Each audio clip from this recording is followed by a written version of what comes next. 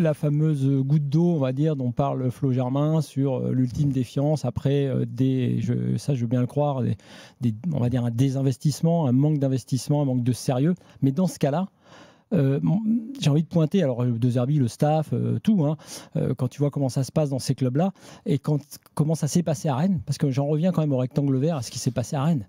Est-ce que la responsabilité de De Zerbi, la légitimité de De Zerbi va pas se poser à un moment donné, parce que, comme j'ai dit tout à l'heure, de la défiance de joueurs, bon, ça peut arriver, ils n'ont pas forcément raison. Tactiquement, il va falloir quand même que l'OM, quand il y a un bloc bas, un 11 par un gars qui joue à son poste. Et non, ce que je veux te dire, c'est non, c'est pas qu'un débat foot, c'est que si tu demandes comme ça, si tu te sens pas légitime, si tu te sens défié, si tu penses que ces gars, si ça fait 10 jours que ça dure et que lui a pas su remettre les choses en place, pour moi c'est un vrai souci. C'est le club, il n'y a pas que De Zerbi. Non, d'accord, mais donc là on est en train de dire que De Zerbi s'est senti quand même suffisamment humilié pour dire à ses dirigeants. Mais là c'est le club. Benatia s'est senti humilié. On a parlé de Zerbi. Moi, ils ont essayé de renforcer l'humiliation. Enfin, ils ont essayé de renforcer un peu cette institution. Et tiens, parlons de l'institution, parce que moi, ce qui m'intéresse dans l'interview de Benatia, parce qu'on n'en a pas encore parlé, c'est que l'interview, elle pue encore la sincérité.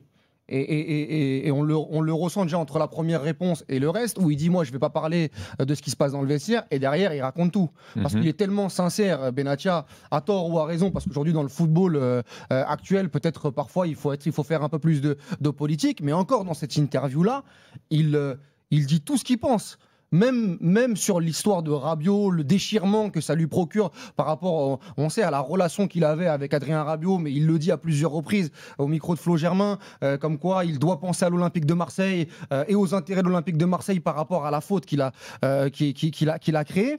Moi, j'achète le discours, peut-être naïvement, mais j'achète le discours sur l'institution, renforcer l'institution. On peut l'écouter d'ailleurs. Maintenant, écoutons-le à ce stade de la discussion. Walid, c'est vrai, effectivement un passage où je l'ai senti très très sincère, Mehdi Benatia, parce que c'était l'une des questions importantes. Comment on passe d'un joueur qui a été décrit par Pablo Longoria comme l'homme le plus impressionnant humainement depuis sa carrière, et Mehdi Benatia, on sait qu'il s'est démené, battu pour l'avoir et le garder.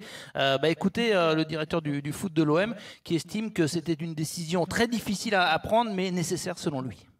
Adrien, c'était plus qu'un leader, c'était pour nous, en tout cas, comme tu as dit, ce maillon fort de ton équipe, aussi bien humainement et aussi bien sur le terrain. Moi, encore plus, au-delà du respect, j'avais de l'affection. J'ai de l'affection pour Adrien Rabiot. C'est pour ça qu'on a d'autant été plus choqués que ça arrive avec un joueur comme ça. J'oublierai jamais les sacrifices qu'il a fait Adrien pour venir. Et nous, plus que lui donner 3 ans de contrat avec un des meilleurs contrats du club, etc., on ne peut pas de faire plus que montrer tout l'attachement et l'affection qu'on avait pour lui. Par contre, quand il se passe ce genre de choses, c'est un acte isolé, mais c'est quelque chose de trop grave pour passer à côté. Quand tu veux être une institution forte, quand tu veux être, entre guillemets, un club fort, il faut savoir que si tu dois prendre des décisions qui vont peut-être t'affaiblir sportivement, certes, mais te renforcer en tant que groupe, en tant qu'équipe et en tant qu'institution, il faut savoir les prendre. Et un joueur comme Adrien Rabiot ne pense pas aujourd'hui que je vais te dire, Flo, oh t'inquiète pas, je vais trouver un joueur plus fort que Rabiot en 10 jours de mercato. C'est pas vrai. Je sais très bien le poids qu'a eu Adrien Rabiot sur notre saison, je l'ai dit et répété. Mais là, la faute, elle est beaucoup trop grave. Elle est beaucoup trop grave pour un club de foot. Moi, je vois les joueurs, je voyais la tête des joueurs, ils étaient choqués. Un passage assez fort quand même de Mehdi Benatia. Pour moi, c'est un passage très très fort et il peut pas, ça peut pas être un acteur. Et là-dessus, il peut pas jouer un rôle. Et même, il y a qu'à entendre ce qu'il peut dire en off sur Rabiot, parce qu'on sait très très bien ce qui se dit publiquement et en off sur certains joueurs. Parfois, il y a beaucoup de politique sur Rabiot pendant toute la saison, même sur la pré-saison, etc. Il a toujours été dithyrambique sur Adrien Rabiot et on sent le déchirement là-dessus. Maintenant, je vais réembrayer là-dessus. C'est sur l'histoire de l'institution, parce que là, il en parle en disant j'ai peut-être perdre Adrien Rabiot, mais je vais gagner un vestiaire en essayant de renforcer l'institution, c'est l'Olympique de Marseille et surtout Roberto De Zerbi, parce qu'il y a eu affront sur Roberto De Zerbi. Moi, j'achète totalement ce discours. Maintenant, il va falloir que cette fameuse institution dont Benatia fait partie, Longoria, Roberto De Zerbi, soit irréprochable. Parce que le problème, c'est que cette fameuse institution, elle a été aussi bafouée par ces personnes-là. Que ce soit Longoria après OCR, quand il a pété les plombs, mais personne ne peut virer Longoria. À ce moment-là, à part McCourt. Si, McCourt. Oui, à part McCourt. Mais Longoria. Mais l'institution, donc la Walid, elle n'était pas ébranlée. Mais c'est ce que je dis. 2 Zerbi contre West Ham il y a 15 jours. Oui, Aston Villa. Aston Villa il y a 15 jours avec Emery. Même après Reims, quand il veut pas entraîner, apparemment, quand Ismaël parfois Koné, en interne, avec Koné, ça allait loin, etc. Avec Koné, c'est ça que moi je veux dire. C'est-à-dire que l'histoire de l'institution, faut pas que ce soit non plus un pare-feu. Donc tu crois qui et quand et quoi ce que je veux dire, c'est que le discours, moi j'achète. Sur Rabiot, sur la décision, elle peut être jugée excessive, mais moi je peux la comprendre par rapport à ce que qu'ils ont changé, c'est-à-dire non, je dis juste que maintenant, plus le droit à l'erreur. C'est-à-dire que moi, à partir de maintenant, c'est-à-dire que ces trois-là, ils doivent être beaucoup plus smart, beaucoup plus réfléchis, avoir beaucoup plus de recul, et surtout tirer les enseignements de ce qui s'est passé à Rennes Marseille. Parce que moi, ils pourront pas à chaque fois venir parler d'institutions si eux, ils perdent les pédales. Ça d'accord, mais est-ce que tu crois donc, parce que c'est ça la vraie question, c'est pour ça que je reviens à De Zerbi, parce que je pense que pour eux, le plus compliqué à gérer, pour Mehdi Benatia, qui effectivement est sincère et je le crois comme toi. C'est pas le vestiaire. Enfin, la preuve, s'il est capable de dégager effectivement son meilleur joueur, on sait que les joueurs le connaissent à la fois en tant que joueur et en tant que dirigeant maintenant, le respectent, le craignent. Ok. Mais est-ce que tu crois qu'ils ont la force de gérer, on va dire, l'impulsivité et les coups de sang de leur entraîneur ? C'est une question. Moi, c'est plus ça, parce que moi, le reste, leur vestiaire, ok, vont le gérer. Un vestiaire moins fort, quand même, sportivement, là, alors qu'il est, et un vestiaire, effectivement, peut-être quand même ébranlé d'une manière ou d'une autre. Mais l'institution, légitime. Effectivement, alors, pourquoi pas. Moi, il y a un dernier point aussi que je voulais aborder. Et après, on aura un dernier bout de l'interview de Benatia que Flo veut nous passer. Sur les responsabilités de comment on en est arrivé là, je mets aussi, même si il a parlé avec beaucoup de sincérité dans cette interview et tout, des responsabilités sur Mehdi Benatia. Parce que je pense aussi que, à force de dire l'ultra-exigence sur les joueurs hors cadre du vestiaire, en dehors des Rabiot, Højbjerg, Rouli, etc., je pense que ce discours-là, au bout d'un moment, a pu aussi faire vriller Rabiot et il s'est senti obligé d'aller recadrer Rowe, ce que, sans le dire directement, réclame, je pense, et De Zerbi et Benatia dans la vie d'un vestiaire normal. Erreur, c'est pas Rabiot, c'est Rowe. Et c'est intéressant ce que tu dis. C'est la façon de traiter Rowe. Il en parle dans l'interview avec Flo. Alors, c'est vrai et attends, je finis. C'est vrai, t'as raison. La façon de traiter Rowe et les joueurs aussi, plus ou moins désirables, ou à qui il fait des reproches. On en a parlé hier, il y a eu d'autres cas dans le passé. Mehdi Benatia, il a un problème. Le problème, c'est quoi ? C'est que quand tu regardes comment la pré-saison de Rowe s'est passée, avec beaucoup d'informations comme quoi il était sur le départ. Rowe fait une bonne prépa. L'histoire qui se passe dans le vestiaire, c'est Rouli qui critique l'état d'esprit de l'équipe en visant Rowe. Rowe répond à Rouli. Ce qui avait déjà été le cas l'année dernière. Exactement. Rowe répond à Rouli en disant « Je suis pas la tête de Turc, on a été shell up, on a été tous mauvais, arrêtez de me cibler. » Rabiot ne comprend pas pourquoi Rowe répond mal à Rouli. Et à ce moment-là, Rowe répond aussi mal à Rabiot.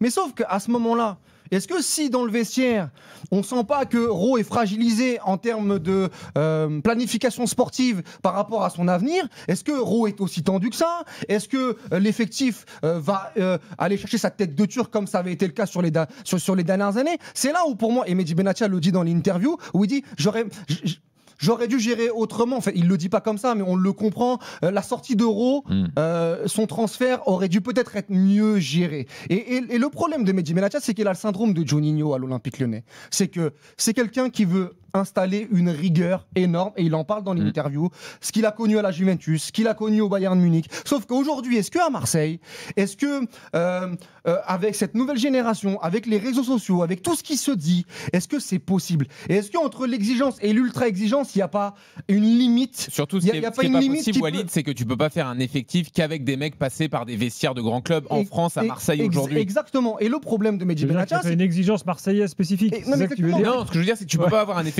avec que des Rabiot, Højbjerg, Rouli, etc. C'est obligé d'avoir des joueurs aussi. Je termine là-dessus. Ça part en fait d'un bon sentiment parce que c'est lui, il le dit dans l'interview, il veut que l'OM grandisse, il veut essayer d'être beaucoup plus professionnel. Il explique dans l'interview, notamment dans l'interview, cette année on va avoir une saison beaucoup plus compliquée en termes de calendrier que l'an dernier. Il faut qu'on change le logiciel, la mentalité. Sauf que est-ce que les joueurs acceptent ? Est-ce que disons qu'il faut des sas de décompression, ce que t'as pas parce que t'as déjà De Zerbi qui fait ça. a beaucoup.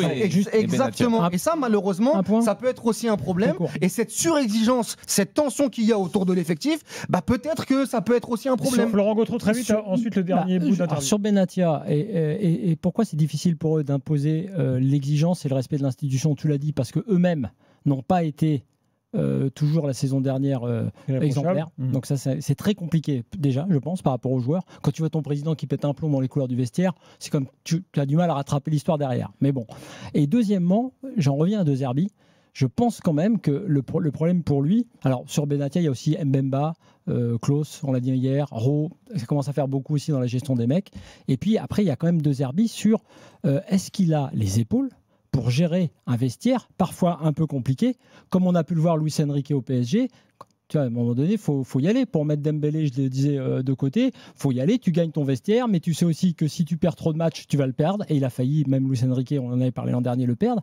Moi, la question pour ce coach dont on ne sait pas s'il peut monter tous ces étages-là, alors qu'il est en termes de niveau, c'est la vraie question. Parce que si Benatia, sous lui, il a un coach qui a déjà plus d'expérience, plus costaud, peut-être que déjà ce coach pète un peu moins souvent les plombs, et puis que Benatia peut se reposer un peu plus sur ce gars-là pour le gérer, ce vestiaire. Parce que si ce vestiaire était la cocotte minute qu'on a vue à Rennes dès la première journée, il n'y a pas que Benatia et Longoria pour le coup qui sont dans cette histoire. Florent, dernier morceau d'interview que tu voulais nous faire écouter ce soir. Oui, parce que l'after fait l'actu, tu le sais Gilbert mieux que personne. Et hier, donc, vous aviez Romuald Palao, l'avocat d'Adrien Rabiot, qui estimait qu'il y avait peut-être derrière cette affaire la volonté d'évincer Rabiot. Et écoutez la réponse de Mehdi Benatia assez catégorique à ce sujet. Je ne sais pas quoi répondre à ça. On lui a mis une offre sur la table depuis plus de 2 mois et demi qui était... je ne sais même pas si quelqu'un à l'Olympique de Marseille a déjà gagné ce salaire-là. Voilà. Mais on a fait une offre de contrat qui était juste par rapport au niveau du joueur. Hein. Attention, hein, il a mérité, hein, mais qui était pour vraiment le mettre, encore une fois, dans le top de notre projet, enfin, tout en haut. Donc aujourd'hui, se dire qu'on va perdre Adrien Rabiot à 10 jours de la fin du mercato, pour ramener qui ? Dis-moi aujourd'hui sur le marché, je vais ramener qui au moins au niveau que Rabiot. Je ne dis pas plus fort parce qu'il n'y a pas. Mais au moins au niveau. Moi, depuis le début, je dis... avoir Adrien Rabiot dans cette forme-là, à cet âge-là, dans ces conditions-là, parce que quand je dis qu'il a fait des vrais sacrifices, il a fait des vrais sacrifices. Il n'a pas du tout un salaire aujourd'hui qui nous met en porte-à-faux. Non, il a fait des vrais sacrifices. C'est une anomalie. C'était une anomalie de signer Adrien Rabiot à l'OM après ce qu'il a fait à la Juventus, et j'étais très heureux de ça. Mais ça n'excuse pas tout. Ça n'excuse pas tout. Il y a des règles pour tout le monde dans le club.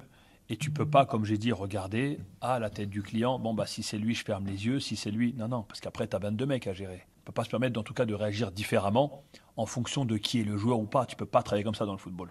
Voilà, et Mehdi Benatia a ajouté avec lui sur ça. Juste derrière qu'il n'y aura pas de retour en arrière. Il en est convaincu. L'OM vendra Rabiot héros. Et visiblement, il y a déjà des coups de fil et peut-être même des offres.